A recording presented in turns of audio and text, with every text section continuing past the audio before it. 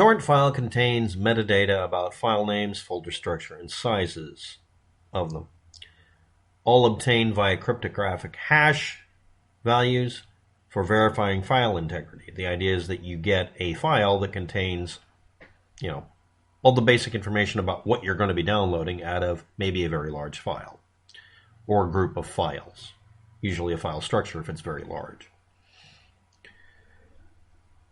And it'll have sometimes a list of network locations for tracker computers. All of this is like a table of contents or index. It allows computers to find information through the use of a client, a BitTorrent client. Now, some of the torrent clients, in fact, most of them, have the ability for you to pick what pieces of the file structure you want to do. You can tell it not to immediately download it, and you can browse the file you have on your computer to look around. That file on your computer is supposed to be basically as small as possible, a list of every blasted piece of this bigger file.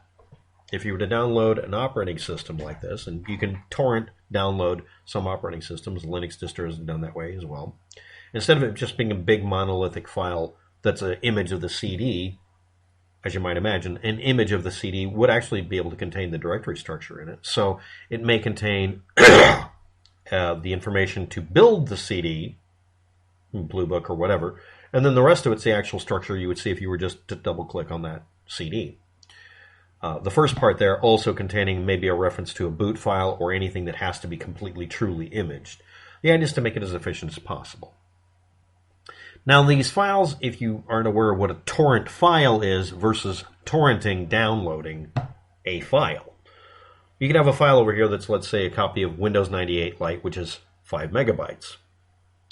And you can have a torrent file for downloading that disk that could contain the information about just one big file, or more often, the whole structure of the disk along with the boot sector data, which is usually a floppy's worth of data. So you'd get 6 megabytes. Yes, there is a version of Windows 98 that's been compressed down to 5 megabytes. I helped contribute to that project partially, but I'm not on the list of people who did. But anyway, the point is that the file, there is an actual file you download called a torrent file, and it's supposed to contain all this information. Somehow or other, that has to be downloaded.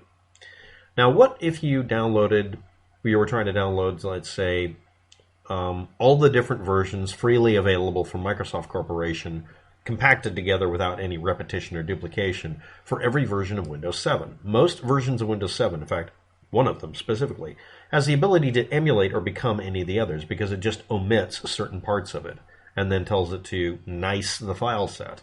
There's a Windows 7 Ultimate Edition, which includes home version, 32 and 64-bit version, and enterprise version or whatever, or professional version versus student edition, that sort of thing. But the thing is, the files are almost identical. So Microsoft Corporation actually did put out a version that had all of them in one disk. You just select the version you want to install.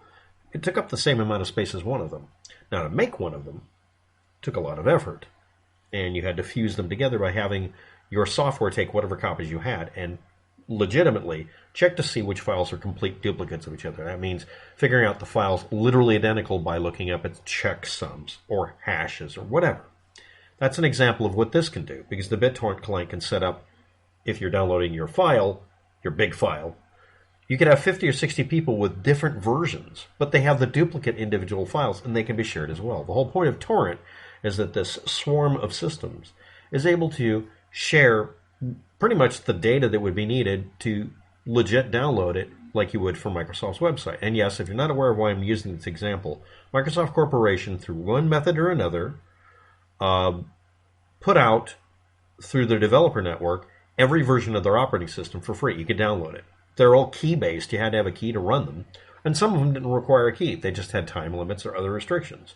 And yes, you could turn off the restrictions or just put in the product key that you had available and it would still work. But the point was that they felt it was more important to release a version to where you could download it faster than you could off of these file sharing networks.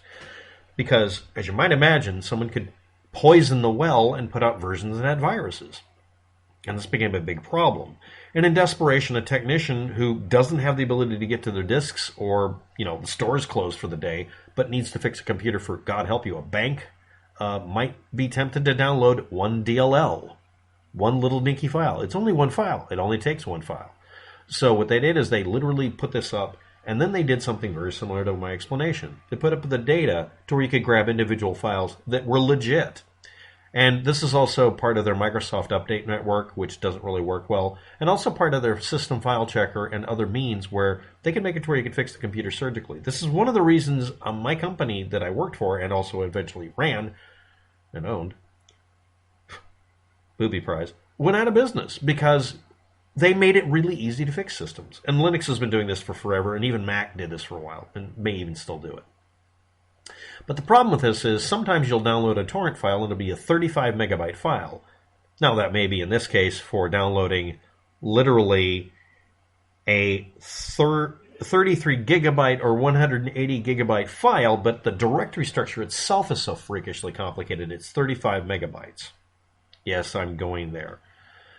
Now I want to point out that I would never use a file that big to download any file set, even if it was mandatory so I could pick and choose out of the directory structure, except if I was needing to do so. Now I'm going to bring up Anonymous. When Anonymous dumps data on the internet, it's like your friend up the street that dumps a compilation DVD or CD of free shareware video games on the net, and you walk over to his house and kick the door in and say, why did you make this a monolithic file instead of letting me pick and choose individual, I just want Duke Nukem 1. I don't want the whole freaking thing, including, God help us, the latest version that's garbage. Or, I wanted Carmageddon 1, not Carmageddon 2. Seriously, Carmageddon 1's all you need. Or, I just wanted the I want to fiddle version of it, where it expands everything out so you can edit the text files, because it's based mostly on text files. Yeah. There's this thing of making sure you can walk that directory or traverse it.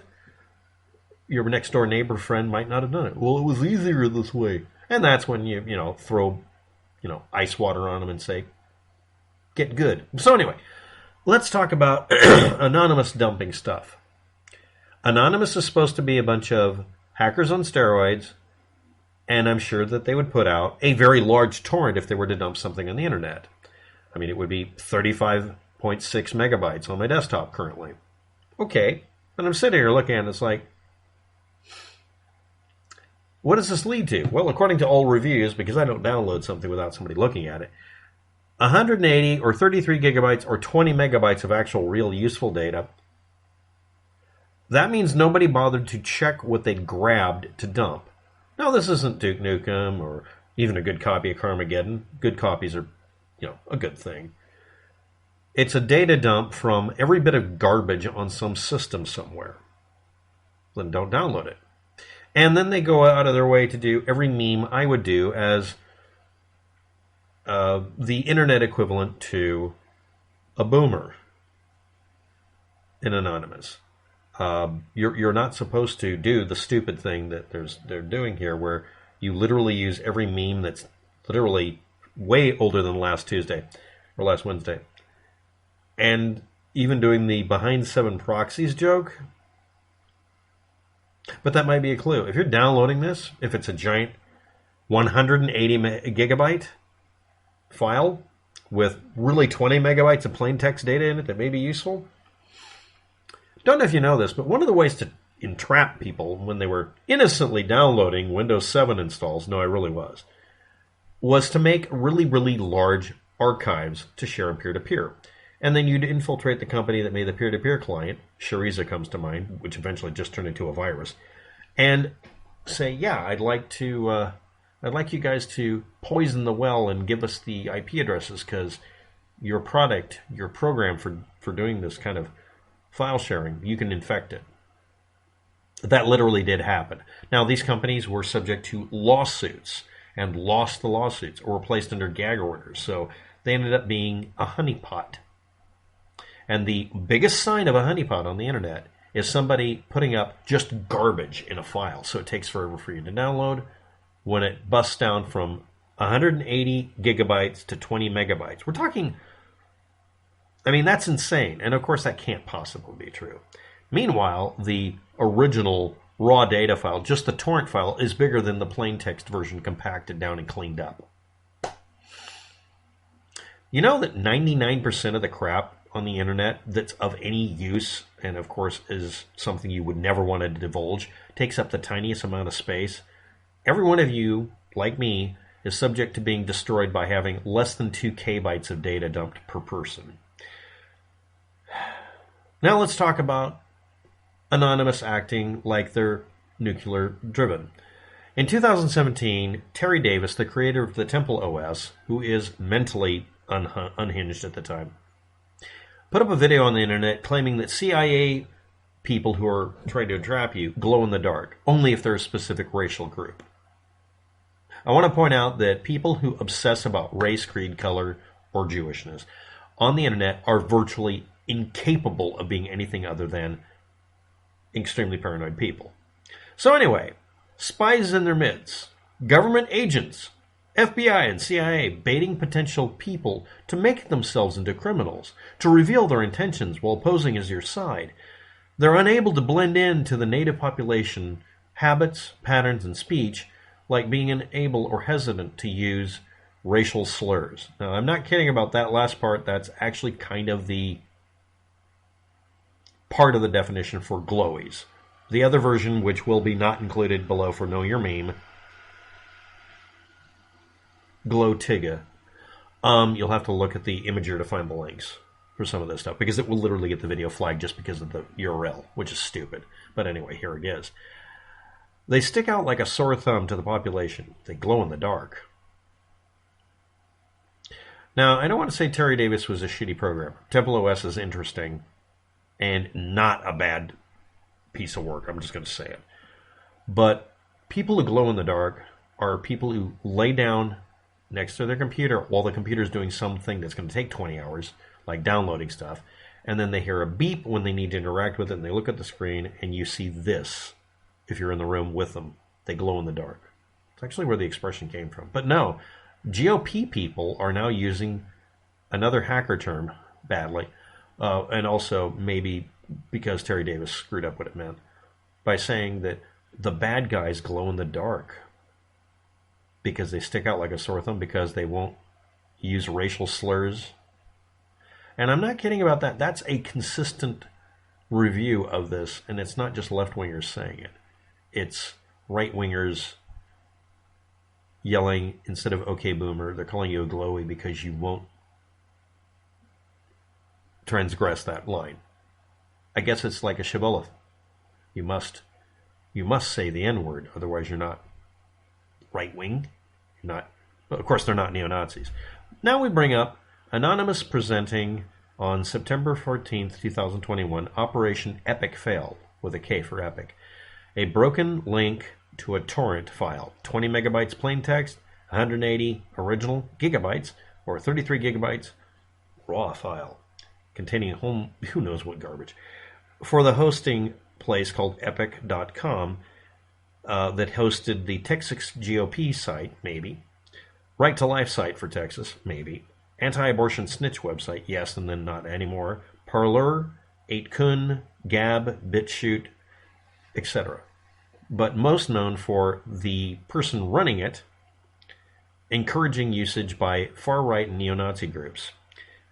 That's Rob Monster. 2009 he founded it, based it in Washington State, but when confronted about his fail, because apparently he really had a server where there was plain text copies of passwords and logins and every other thing that you could screw up, he started to ask Jesus to rebuke the demons in the room or something like that, and just kind of came unglued. Pointing out something. Crazy people who are left-wing will do and say certain behaviors. Same thing with right-wing. They'll do certain behaviors. It's a pathological need for them to do certain things as a coping skill. He's demonstrating all of them. And it doesn't matter if he's right or left-wing. He's doing coping skill, which means he doesn't know what to do. He's been busted up. Did Anonymous present the real data, the real deal, so you can track down all of those evil right-wingers? Or did they just create a gigantic file that would take too long for you to download, hoping you download it through a client or through a relay that you can be caught through? Thanks for watching. Have a good day. Good luck with that. Don't download any of it.